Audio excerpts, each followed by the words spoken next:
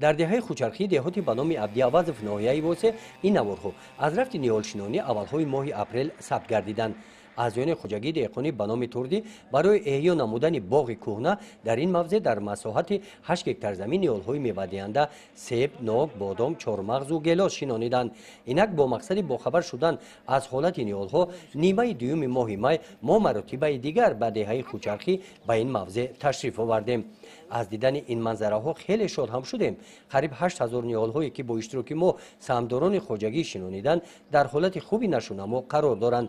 طوری که باغکاران اطلاع دادند بعد شنونیدن نیال ها از روی توصیه متخصصان ریاست کشاورزی ناحیه واسه عمل نموده به نتیجه نظر نائل گردیدند. این زمین های می باشد که در تل و تپه یعنی که با بارشات تامین می باشد و ما این رو باز هم زیر نظارت خود متخصصان تست آمده خبر میگیریم و در آینده باز نقشه داریم که در این زمین های للمی که با بارشات تامین هستند در اینجا امکانیت های پرورش کردن باغ تاکزارها هستند. البته در این باغ ما برقرار سازی بود، باغ های کهنه بود، در اینجا برقرار کردیم.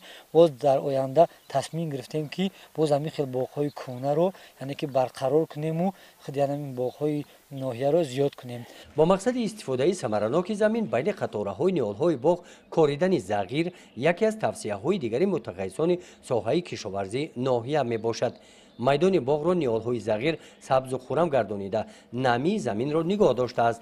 در این زمین های للمه خوجگی داران از هر یک وجب زمین عاقلانه استفاده کرده در برابر زغیر پالیزی ها هم کش نمودند.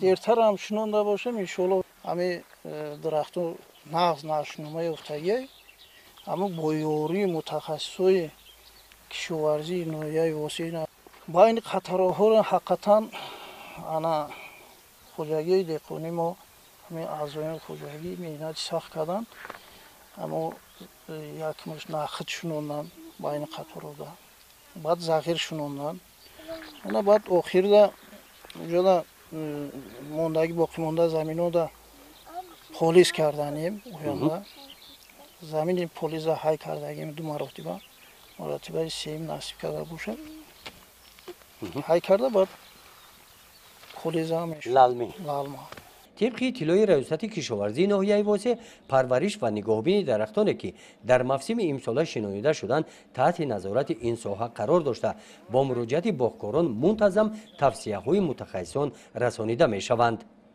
گزارش خواجه نظریف خدای نظر ظهروف از ناحیه واسه برای برنامه اطلاعاتی نوید.